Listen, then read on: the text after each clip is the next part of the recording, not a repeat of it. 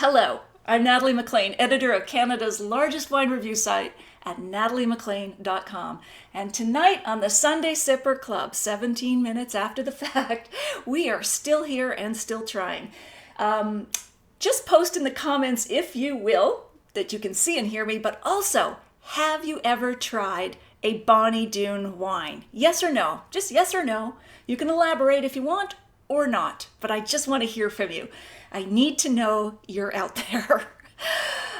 So this man that I'm about to bring on, this winemaker, he has hosted a funeral for corks in New York's Grand Central Station. He has added rocks to fermenting wine, and he's had a meteor named after him. But aside from all that, he's on to some very exciting projects lately. We're going to hear about those as well. And he makes spectacular wine. And he has the patience of a saint. So let's see if we can hear him when I bring him in now, live from California. It's Randall Grahm. Randall, hello, welcome. Good afternoon. Oh, I hesitate to ask, but I'm hoping you all can hear Randall. Randall, can you say something else, please? Buonasera. Okay. This will be, oh, yay, they can hear us both. Okay, I've great. never been so excited about audio issues in my life. Anyway, back to you, Randall. Thank you for your patience. I really appreciate it. And Of that course. bit that you were reading from your book, I'm going to save that as a two-parter series, a bonus for us all, hearing you read from, the book's title is Been Doon So Long? Correct. Oh, Yes, so good. Do you have the book there now that you can hold up? I do. Okay. It's regrettably out of print, but you could probably still find it somewhere. Nothing ever dies anymore. No, not online. Not online. You could probably find this via Amazon Yeah, somewhere. you can. I was looking for it, before our chat. You can still order it through Amazon, whether it's through other booksellers or not, but you can get it still. And it's well worth it. You guys, if you missed the first part of our chat, Randall was reading from that book, and it was hilarious and yet so witty and artful. You are a self-described permanent liberal arts major, at least while Permanent you're. liberal arts, yes. Still am. If you're a permanent liberal arts major, you are by definition a permanent liberal arts major. Yes, So, you never stop being one. correct. You might become other things in the meantime, but that's still running in the background, kind of like a backup or something. I don't know. Anyway, okay, Randall, let's dive right into it. And I am going to ask you that question again, just so that we have it with this complete video. But one more time for Sure. fun. Can you remember that moment, or describe to us that moment when you know for the first time that you wanted to make wine? Well, in fairness, this is a retrospective moment. So in other words, I didn't realize it at the time, but I realized it later that at the time that was the germ of the idea that got me interested in winemaking. And I was actually visiting a woman in Denmark in the island of Jutland, Jylland. And this was a woman who taught music at a high school there. And she made flower wine, which they called hul. Yeah. That sounds like an owl. I Okay. know. And she had bottles of this in her bathroom, on her toilet, in the bathtub, kind of bubbling away. And I thought, this is kind of vaguely alchemical and very cool. I should file this away sometime for the future. And that was, I think, the first notion that even winemaking as a thing existed. So you're fascinated with the technology and the chemistry of it first, as opposed to being out in some sort of idyllic vineyard and going, oh, this would be a nice life. I think it was the spectacle of the bubbles that were more than You're anything drawn to the bubbles. drawn to the bubbles. And folks, I'm going to show you a few shots of Randall through the ages. Randall, you can't see this, but you will after the fact. I just want to make sure that you are still hearing the audio as we do that, because I don't want to have blank spots during our interview. So I'm going to come back now, and if you were still hearing me talk during those last visuals, please just let me know below. Okay, Randall, back to you. Can you, again, I love, you've had such an interesting life. Can you tell us kind of your worst moment when it came to winemaking, kind of a low, if you will, during your winemaking career? I was going to say with pleasure, except it's not with pleasure. It's Okay. the opposite of pleasure, Okay. with the gnashing of teeth. Now, the worst moment I think in my life was seeing my vineyard, the home vineyard, the estate vineyard in Bonnie Doon, develop Pierce's disease, and that was a drag. And I thought initially that somehow I had brought in some bizarre disease from Europe, and I was single-handedly destroying the entire California wine industry. That's a lot to carry. It's a lot to carry, and I thought, they're going to call this thing Graham's disease. The history books will say, it was believed that California once had a flourishing wine industry until this hippie in the Santa Cruz Mountains just totally destroyed it. There's a legacy. Yes, but it turned out it was Pierce's disease, which comes around every 50 or 100 years, and we were on a 100-year cycle. Oh. And all the vineyards in Bonnie Doon got wiped out. And really? A lot of the vineyards in the Santa Cruz Mountains were affected. Oh, wow. Unfortunately, we got affected by the wimpy vector, the blue-green sharpshooter, and then along comes the glassy wing sharpshooter 2 years later, which flew 5 times as far and was more voracious eater. Ooh. So I thought, if I get wiped out by the wimpy vector and there's now a super vector, this vineyard is toast. Wow. So, what does it do? Does it just eat the roots or the leaves, or no? It actually inoculates. It has a kind of a needle-like nose, proboscis, and it's like a syringe. It inoculates the plant with this bacteria, and the bacteria colonizes the vascular tissue, and it's like arterial sclerosis. It plugs up the xylem so that the plant can't translocate water. That's just nasty. It's nasty, yeah. Oof. Is there anything you can do to fight against it? Like, is it, once you get it, can you fight it, or is it just a matter of planting different rootstocks, or what? No, actually, there's really, unfortunately, there's no groovy organic way of combating it. The only way you can do it is really to put out pheromone traps and observe the presence of the vector of the insect. If you've got the insect, you've got problems. And unfortunately, there are no really good, gentle, natural insecticides. You unfortunately have to nuke your vineyard back into the Stone Age. Oh, wow. Which is a drag. Just brutal. But the upside is it's not known as Graham's disease. Correct. That's the good side, the good news. Oh, dear. Okay, so let's counterbalance that then. Take us to the moment, the best moment so far of your winemaking career. Tell us exactly kind of where you were, what was happening. Well, the best moment, there are a couple of best moments. I mean, I live in the future and I live in a dream world. So like real life things are just not all that interesting to me. Once they've happened, it's like, okay, that was great. What's next? What are we going to do next? But things that have like a cycle where I've started something from the beginning and I've seen it through to the end, that's very satisfying. Mm-hmm. So I honestly have to say, I mean, it's just a goofy thing. I bought this property in San Juan Bautista, which we call Populachum, which is our new estate. Populachum? Populachum. Okay. Yeah. And I dreamt about this place before I saw it. Really? And then I saw it in real life. And, that's kind of new agey and, kind of woo-woo, but it really happened.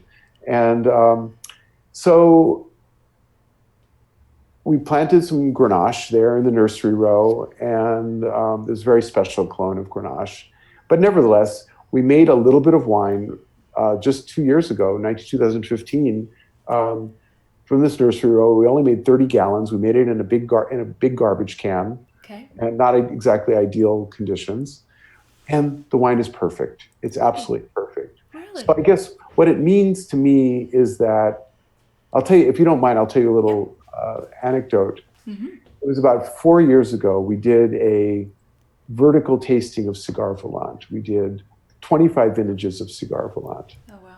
I'll just hold that one up. Beginning with 84 vintage, mm-hmm, out of large format bottles. So these were 3 liters, 5 liters, 9 liters, 12 liters. It was totally extravagant tasting.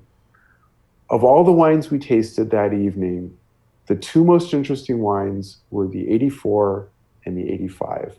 Okay. When I didn't understand anything about anything, I wasn't a very good winemaker. I didn't know anything particularly, but those were the 2 best wines. So the point is, I don't know exactly what the point is, but it's something like when you're connected to the universe in some fashion, when you're connected, things happen in a magical kind of way that you can't necessarily access through your intellect. The intellect only takes you so far.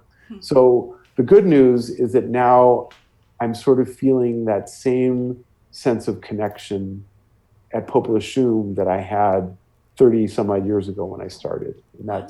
that's a beautiful thing. Oh, things seem to come full circle in a good way. Correct.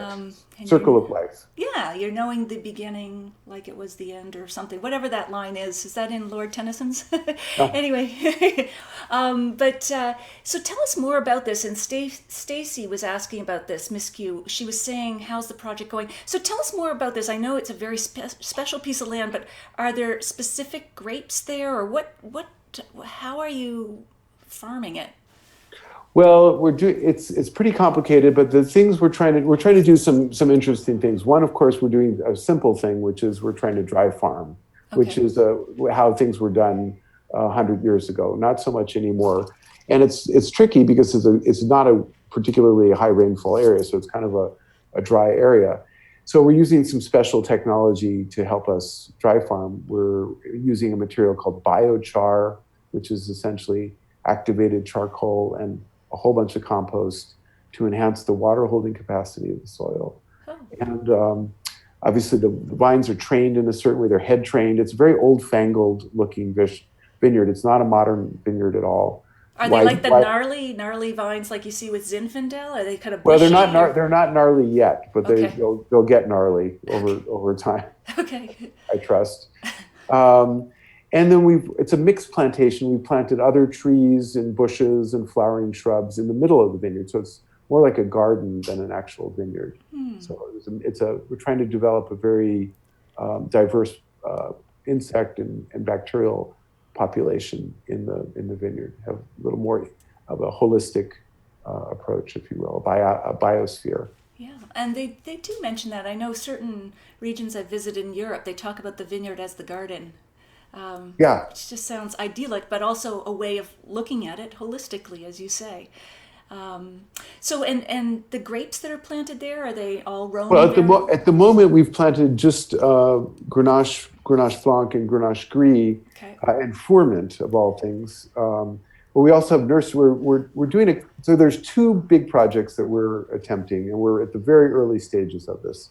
One project you could call, I call it. I don't know if you would call it that, but I call it auto tuning, and Okay. that's the idea of taking a variety that we think we like, we think does well, and then iterating upon it, which is to say, allowing the vines to pollinate them or to pollinate themselves, cross with themselves, taking the offspring, the seedlings, germinating them, planting them out, and finding the particular variants that appear to be better suited to the site, the best suited to the site.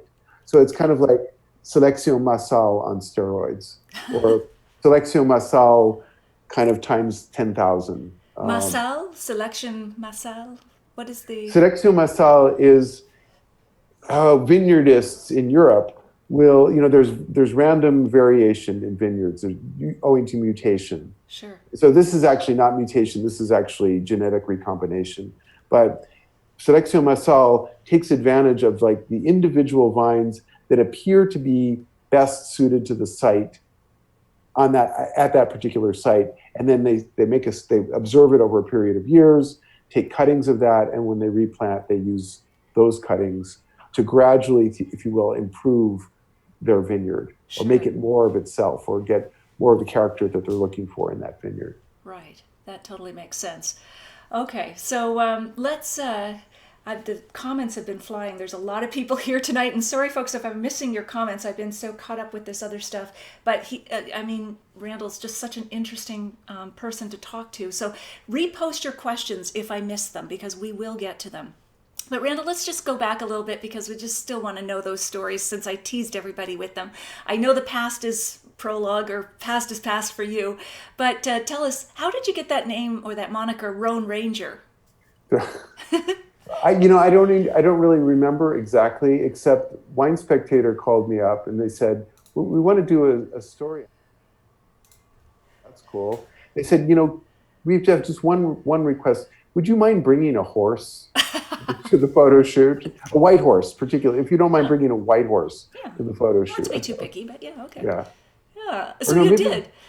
yeah, so I did. And I thought, okay, whatever. They just wanted a horse, My neighbor had a horse, so that was great.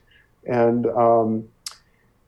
then I was on the cover of the Wine Spectator as the Roan Ranger, and In that name stuck. well, I'm sure it did. Yeah, it's catchy, as was the blue polyester suit that you were appearing in. Do you still have that old chestnut? I don't. No, I don't have the horse. It was a neighbor's horse, Oh, and the polyester suit was a rental. Thank oh, goodness. I see. Okay, good, excellent. But allow me to say one thing. Forgive me for being a little didactic. Yep. I love the name Roan Ranger has been very catchy and been very. It's been helpful to my cause, and there's a group called the Roan Rangers of people who are interested in Roan varieties. Mm-hmm. The issue I have, though, is that we in California ultimately somehow need to get out of the shadow of our European colleagues, if you will, and somehow learn how to redefine ourselves on our own terms rather than as something derivative or something referential to something else. Right. So, I mean, who wants to be the second best, something like something else? You want to be your own thing. At least I do. I think we in the new world have to get there somehow. Have you got there yet? I'm working on it. I'm Mm-hmm. really working on it. And I think the way to get there for me personally is try to figure out what can we do in the new world that can't be done in the old world, and then let's do it. And that's interesting and wonderful and pleasurable. But let's do it and find the grapes, whether it's one grape or many grapes, that are uniquely suited to our sites, rather than take something else and try to make Burgundian style Pinot Noir or Côte Rôtie like Syrah or Barolo-ish Nebbiolo, for example. Absolutely. So, what have you changed lately that's getting you closer to that? Besides this piece of land, of course, and what you're doing with it, but is there anything else that you feel is getting you toward that goal? Well, I mean, the last piece of the big project we have at Populous Shum is this breeding program of breeding new varieties, and so it's very open ended. It's kind of maybe too open ended, but the point of it is that it's kind of putting logic on its head, which is to say, instead of looking for the best of something, instead try to figure out how to create the maximum amount of interesting, useful diversity. So if you, for example, breed grapes from common parents and you have 10,000 siblings, the question becomes, what would a wine taste like that was made from 10,000 members of the same family, all a little bit different from one another? Would that give you a unique opportunity to taste something of unequaled complexity and nuance, or would it be just complete noise and cacophony? Nobody knows because nobody's ever tried it. Right. Well, yeah, and you've tried lots of things, and so that's, yeah, you're on the path at least of trying to discover that. So what were you doing? And then I just have to get out these questions because I again, people are curious. What were you doing adding rocks to wine as it was macerating? What was Well, that about? it seemed like a good idea at the time. It turned out it wasn't actually not a bad idea, because I'm still trying to get a handle on what this thing that we call minerality Right, is, or right. might be. And I still think it relates to minerals, of course. So what we did is we took rocks, kind of ground them up, and put them in barrels. Actually, after the wine finished fermenting, and I avoided calcareous rocks that were high in pH. But minerals, of course, they have free minerals, and so minerals affect the pH of the wine. So what happened when we put the rocks in? We used different kind of granites and things like that. after a week or a few days or a week, the wines actually had this quality of minerality that we talk about. Wow. They had more length and more sustain. They had depth to them. They were very, very interesting. Then, however, as the wine continued to leach the minerals, the cations, out of the rocks, the pH just kind of went through the roof. And then when pH goes crazy, the wine goes crazy and bad things happen. So, Okay. and then of course the ATF at the time totally freaked out. The Bureau of Alcohol and Tobacco and firearms, yeah, yes. that's always an odd combination. Yeah, they always. I was imagining the black helicopters circling overhead at any moment. Right. We have the target in sight. But okay, so the pH sort of put that on the back burner. But wouldn't there also be lead or whatever, because you're adding these things after fermentation? Fermentation, isn't that the great cleanser of all things? But rocks after the fact, might there be lead or whatever leaching in Well, there? that's one of the things that the ATF was concerned about. Okay. But there are these things in the soil as well. So I mean, you're not really putting anything into the wine that wasn't in the soil. You're just doing it in a more concentrated fashion. Sure. So and I think when you age wine in amphora, you're certainly extracting minerals from the amphora. Oh. There's nothing in nature that is inert. I mean, inert is kind of a relative term. Glass is pretty inert. Stainless steel is not stainless. I mean, stainless, there is some interaction in every vessel of some sort, some more than others. And amphora, just for those who don't know, the big clay pots that are sort of traditional and making a comeback, I think, too, with orange wines and natural wines and all this other stuff. How do you feel about all of those trendy things right now? Not to dismiss them with that, but the orange wines and the natural wines. And are you part of that, or do you think it's defined, ill-defined? Well, I'm not a joiner. I'm not a joiner of groups or defined groups. And I love the fact that natural wine exists. Okay. But the object of wine, whether it's natural wine or any kind of wine, must give pleasure. It can't just exist because it's a virtuous thing to do. It has to actually give people pleasure. Mm-hmm. So if you drink a so-called natural wine and you pretend to like it, you're really not accomplishing much, certainly for yourself. So a lot of natural wines to me are just bizarre, and I want to like them. I really want to like them, but some of them I just can't force myself to like for whatever reason. Fair enough. They may not taste good. Okay, and the meteor. How on earth did you... Actually, it was an asteroid. Oh, it's an asteroid. Asteroid. What's the difference between an asteroid and a meteor? I don't know. Okay. I'm not sure. Well, one is bigger than the other. Okay. But it was an asteroid. And it was named after you, or Correct. Your inspiration. How? Why did they name that? Well, there was an astronomer in Arizona, Ted Bowl, who's a very nice man, who loves Bonnie Doon wines, and he gets to name, when he discovers an asteroid, he gets to name it whatever he wants. So he named it the Lone Ranger asteroid. So wow. Well, maybe you should make friends with Elon Musk and you'll get a car named after you next. Or I don't know. Anyway. All right. So let's see. Someone had, let's see. I'm just going to get into these comments because I've been ignoring people because I'm just so wrapped up in this conversation. Randall, do you see any new trend? Deb Kennedy says, do you see any new trends or projects elsewhere in the New World wines that you are particularly excited about, specifically anything with regards to Canadian wines? So either in the New World or Canada, do you see any projects that you're excited about? Well, I mean, I'm told that in Ontario, what's that peninsula that you have where... Niagara. Niagara, there you go. Rhymes with, never mind. Yeah, okay. I've had some of Norman Hardin's wines, which I think are amazing. And I'm told that Pinot Noir there is potentially just fantastic. So. It is, not just potentially, it is in actuality. And Norm Hardy, just so you know, is above the peninsula in Picton County, but so it's a bit even more northern, but they have that limestone, that Kimmeridgian limestone. Kimmeridgian, yeah. Yeah. So and they have brutal winters, but when it works, it's a beautiful thing. Anything else that comes to mind in terms of New World things that people are doing that you find is interesting, Um, exciting?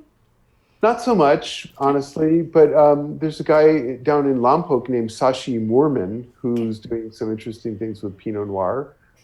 He's a braver man than I am. I've sort of given up on Pinot Noir, but he's also taking Pinot Noir seedlings, and looking at the variations. I'm not sure how far he is in his project, but Okay. he's kind of working on a parallel track, if you Okay. will. Awesome. Well, a lot of people had said they're they're loving your wine. Do you still describe yourself as a hippie? No, I mean, I'm not a hippie. I mean, I'm the only person in Santa Cruz who doesn't smoke pot, for example, which is, they're ready to throw me out if I don't shape up. Oh, that's all right. Someone's got to drive and make the laws or whatever. Speaking of making the laws, here's the segue.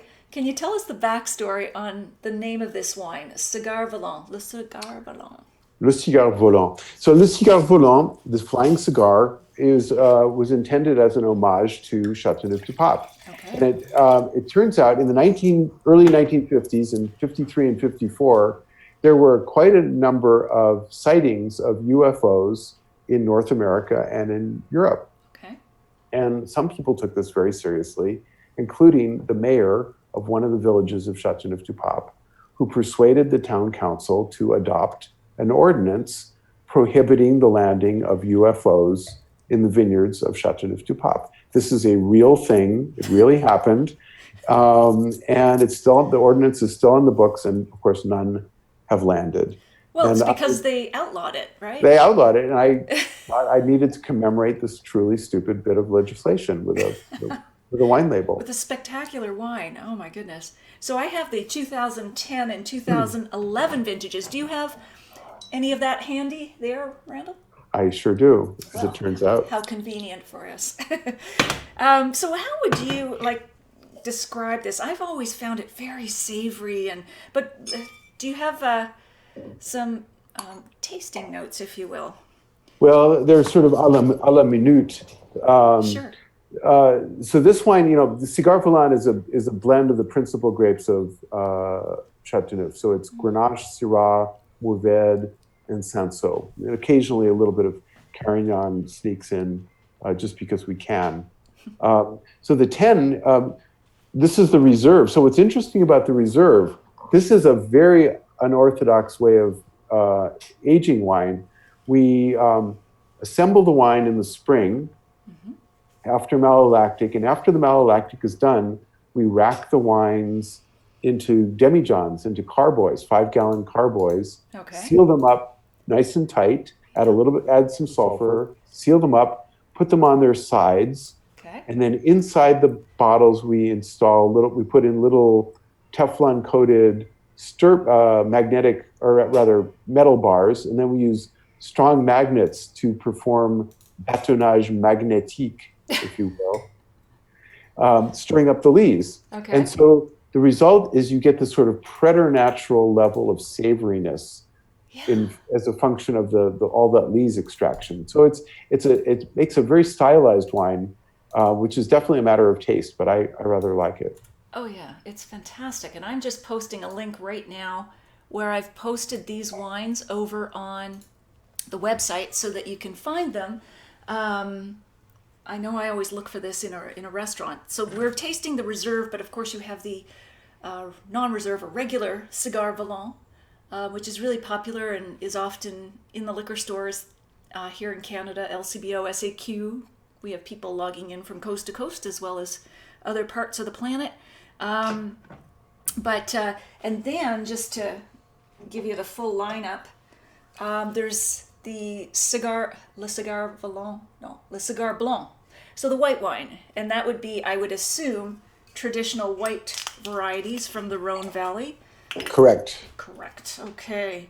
Do you have some? Which one? I have the 11 reserve. That's what I have, the 11 reserve, and I'm holding it up to the camera so that people can see it. But again, I've posted these on the blog so that you can find which stores closest to you have these wines, as well as tasting notes and that sort of thing. But wow, Yeah, that whatever you're doing with that process, there's a real savory note to both, especially the reds. But this is beautiful.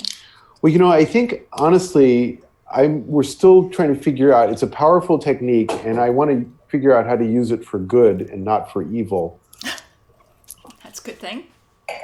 And strangely, my tentative hypothesis is that it's more interesting for the white and the pink than it is for red, Huh.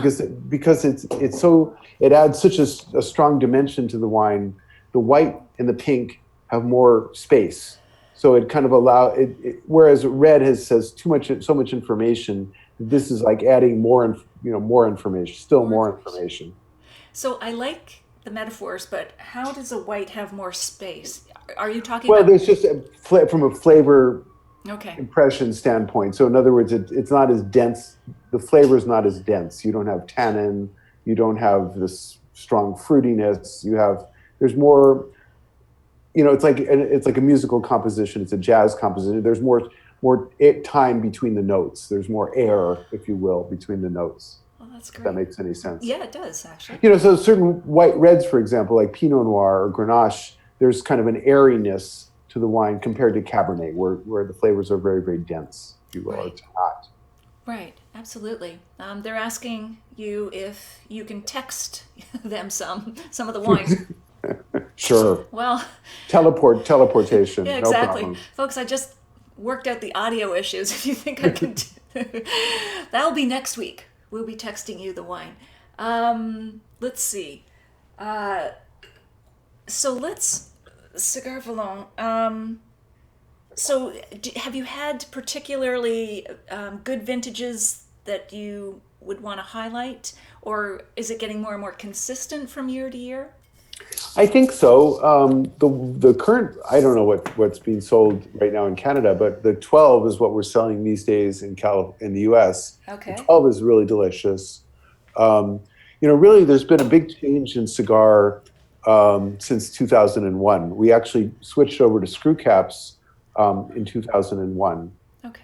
We had a brief period, 98 and 99, using synthetic closures, which were a unmitigated disaster. So if you have a 98 or 99, sorry, you're out of luck. Why were they a disaster? Uh, well, I was coming off of some bad cork experiences. That's why we had the funeral for Monsieur Bouchon. Thierry And Bouchon, which is Thierry French Bouchon, for corkscrew, or corkscrew, Thierry corks Bouchon. in New York's Grand Central Station. Correct, the Campbell Apartments of Grand Central Just a Station. quiet little affair. Yes, we had a hearse and a coffin and a corpse made out of corks. Was it open casket? It was open casket, Well, indeed. okay. It And was did you deliver the eulogy? actually Jancis Robinson delivered the eulogy, which was That's great. a coup de théâtre, if you will. Absolutely. Wow. Must have been an emotional event. It was great. It was amazing.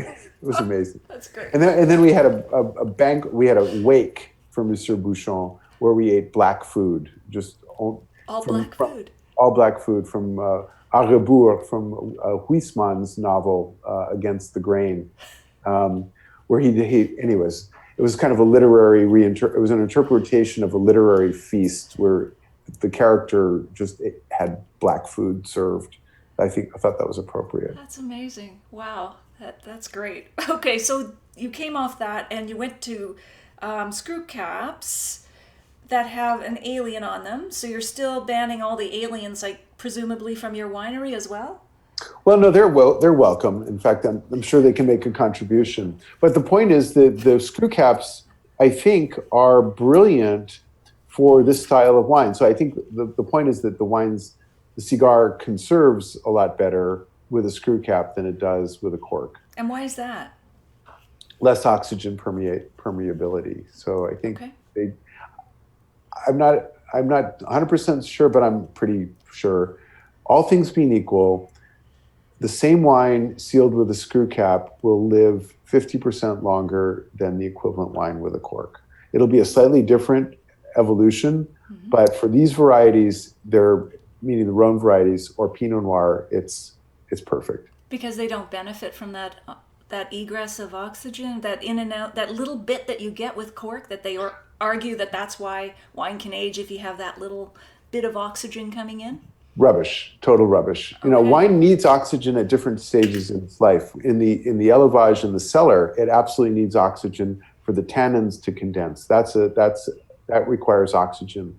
But the after the tannins are resolved, the so-called development of bottle bouquet is a totally anaerobic reaction. It doesn't need oxygen at all. Okay, anaerobic. The only issue why you'd want a little ingress of oxygen is if there's some residual sulfides in the wine, some reductive issues. If the wine still had this strong reductive capacity, you could move some of those elements, and they'd have a slightly funky, reduced nose, which is pretty ephemeral, and it's not. You don't need to burn down the winery in that event.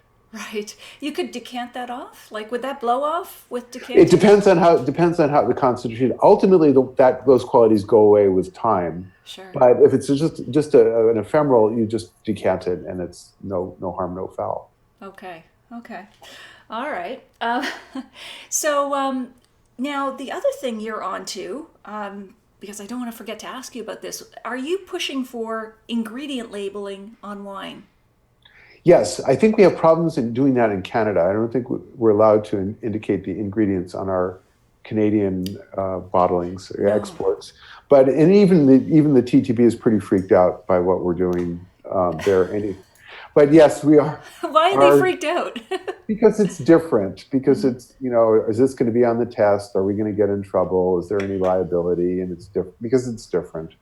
But I am a strong advocate for transparency and for ingredient labeling. I think it's very confusing. Ingredient labeling is confusing for customers, but I think ultimately it provokes them to ask questions and learn something about the wine. And as a consumer, I think it's really good information. How does it help a consumer, especially if there's these long words that we see on food packages? Won't it just scare them, or I know you're saying it will scare some of them, but for example, let's say you're a vegan and you don't want, I don't know, some kind of fish product or milk in your wine or caseinate I would want to know, for example, if I was buying a wine, did it have mega purple added to it? That would be good information. What's mega purple? I don't even know. It's an additive that many wineries in California and not so much in Europe, because I think it's against the law there. It's a concentrate of Tenturier grapes, so it gives the wine a very dark color and a little bit more texture. So it's kind of, we wine drinkers often have visual biases, and so I think if a wine is darker in color, generally that adds like 3 points to the score. And being competitive as we are, winemakers like higher scores. And anyways, I don't like the addition of mega purple. I think it gives the wine kind of an artificial character. Sure. So net, it would be a benefit to have all of these ingredients. Over time, people would ask more questions and become more knowledgeable as you're... And have a better sense of, this, I don't really like wines that have this, or I really like wines that have that. I think ultimately it's an opportunity for people to learn, to become better wine tasters and better appreciators of wine. And I think it makes winemakers less lazy. I think you have to say to yourself, if I've got to put this on the label, do I really need to add this to the wine? Maybe there's another way I can make a good wine without having to resort to this particular trick. Absolutely. Wow. Back to wine writers. What's your latest opinion on scores and everything else? You've seen it all, Randall, but is it just some sort of weird symbiotic relationship? You need each other but don't necessarily like each other? What's your opinion on scores, wine writers? Just can't stand scores. Okay. I think they're just trivial, and I just don't like them. I think they do a disservice because they don't really get to the nature of the wine. They don't. And wine is something that's constantly evolving. Something is a 92 on a given day, and it's a 99 on another day, and it's a 70 on another day. And a lot of it depends on how you feel. We are very imperfect I mean, this is the dirty secret that wine writers don't want anyone to know, and winemakers too. Our feelings about a given wine, my feelings about a given wine, are up and down and up and down. One day I might love it and then hate it.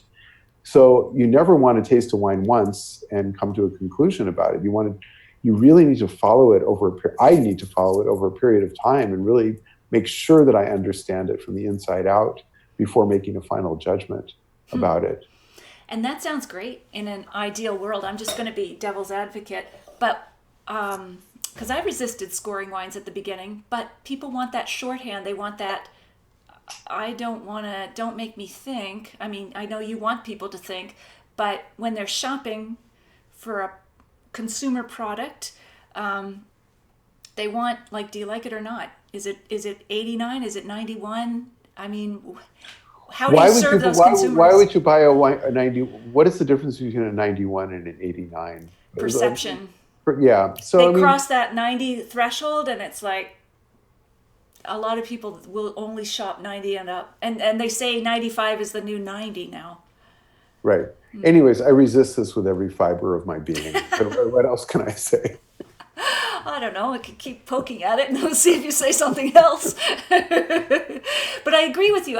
It's a subjective experience, and sometimes, total transparency, I'll go to a tasting, I'll score a wine, I'll even like it, I'll go buy it, and I'll open it and go, what was I thinking? I mean, yeah. Because I'm also tasting with like 30, 40, 50 wines, which is crazy. And it depends on, was I in a white tasting lab or am I at dinner with somebody I like, and all that. But yeah, sure. But there's the practical side too. Like, if you're trying to be of service to readers, consumers, and so on, who still want that notation. And there's so many wines to taste. And this sounds like I'm whining. Wine writers whining. To come back to a wine 6 times and go, okay, here's the track and here's the evolution and here. Anyway, it's a divisive issue. Okay, so back to people who have comments and questions rather than ignoring them, because we're going to wrap this up in 10 minutes. Randall, I so appreciate your time tonight, so we'll just try to bring it here. Floyd Curtis says, hey, Randall, we met at your former restaurant several years ago. Hope all's well. Verve Coffee House a couple of years ago. Always liked your wine. Hopefully he's got the right Randall here. Yeah, no, absolutely. Okay. We had a restaurant, and I was at Verve earlier today for coffee. So. Oh, excellent. Okay, good. But thank you. Pleasure. All right. There's a lot of people who know you here in the comments. I can only see 5 at a time, so they keep falling off the cliff here. Yeah. Stephen Andrews in Waterloo. Yes, scores are fake news. Fake news. The problem is I might miss trying a wine that scores 88, but can be great. Yep. Sam out in Vancouver says, even though I'm asked to judge and score wines, he teaches wine courses and is a wine judge out in Vancouver, and to identify them, the better ones, yes, some are better than others. I too find it somewhat artificial, the scoring. So they're all with you here, Randall. Good. Go team. Yeah, it's a bit of a crowdsourced thing here. Okay, Lee's up in Sudbury says, I like information on food pairing. I want to know I want to know who is Randall's inspiration. So do you have someone who is an inspiration to you, Randall, in the wine world or elsewhere for what you do? Yeah, I mean, the great winemakers of the world, I mean, I obviously stand on their shoulders. When I was younger, I had a chance to spend some time with Gerard Chave, and that was amazing. And Henri Jaillet, of course, who's genius. So any winemaker who's created something just marvelous, it's still a miracle to me. And one of the things that you find about European winemakers, by and large, even the greatest ones, is this immense humility. And I find that and it's sincere. It's not an act. They're incredibly humble, and I think that's been a real gift that that I have to try to keep in mind, because anyways. Why do you think that comes more naturally to them, the humility? They realize that they're part of a continuum, that it doesn't end with them, that they're a custodian, they're passing this on. You know, the Chavs have been making wine in the same place for like 800 years. Um, they're just part of a of a chain, and they're going to be gone, but the vineyard remains, and the vineyard is really what is um, there to be cherished. It's not necessarily their great skill. It's the brilliance of the vineyard. They love their place, their vineyard so much. It's amazing. They just have a deep, deep, deep affection. Wow, that's great. John Morrison says he appreciates your refreshing honesty. Um, Lee says, I like Randall's excuse my words here. Oh, excuse my words here. She likes your ballsy approach. Deb Kennedy says, do you have a favorite wine that you're drinking now other than your own? Well, there's a new variety. There's a variety that I'm pretty excited about. It's not the world's greatest variety, noblest. I mean, the noblest, of course, is Pinot Noir from Burgundy. But there's a funny grape that you should all try if you can find it. And in France, they call it Tibourin. In Italy, they call it Rossese. In Liguria. Okay. And the results are kind of variable. Some of them are more interesting than others. But when they're good, they're very elegant. They're super savory, refreshing, and they kind of behave a little bit like Burgundy in that sense. Okay. So I think it's a variety that has enormous potential for elegance in a Mediterranean climate. That sounds awesome. Randall, after this video is over, I will email you to get the spelling of those two grapes because people are already asking what they are, and we'll see if we can find some locally or they can be on the hunt for them when they travel. And Floyd is back again. Randall, you are the antithesis of wine scores. I've drunk your wine for years because of your willingness to risk convention, as well as being way ahead of the Cali curve on varietals. Nice. Now, Junior Schmidt, what kind of grapes do you think might do well in California? Any room for Sagrantino? Sagrantino rocks. It does, doesn't it? Sagrantino is amazing. I think Sagrantino's got, the problem in California is it's really hot in many places and really dry. And Sagrantino is a grape that actually can work in a reasonably warm climate. So I think in like areas like Paso Robles, they forget about all this Cabernet and Syrah stuff. Just plant Sagrantino and call it a day. I think Sagrantino's got great potential. Also, Aglianico from southern Italy. Aglianico, I think, has great potential. Go. Yeah, and he was also naming Tannat and Bobal. Bobal, yes. Yeah. Okay, cool. All right. Excuse me. Bless you. So, Randall, I think we'll wrap this up because, again, you've been so generous and patient with your time.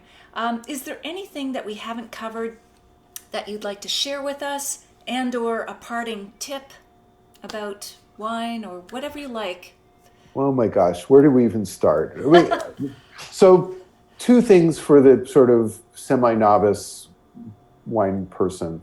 One is, don't go crazy. Don't fall in love with anything, because if you're just starting to learn about wine, it's a journey and your tastes are going to change. So don't make the mistake of buying 12 bottles of an oaky Chardonnay just because you like oaky Chardonnays, because in a year from now, you're not going to like oaky Chardonnays. So don't do that. Good advice. Good advice. And then the second thing is be aware of the fact that there are, you can think of it as a dichotomy, but it's really more of a continuum. There's a difference between what I would call real wines and confected wines.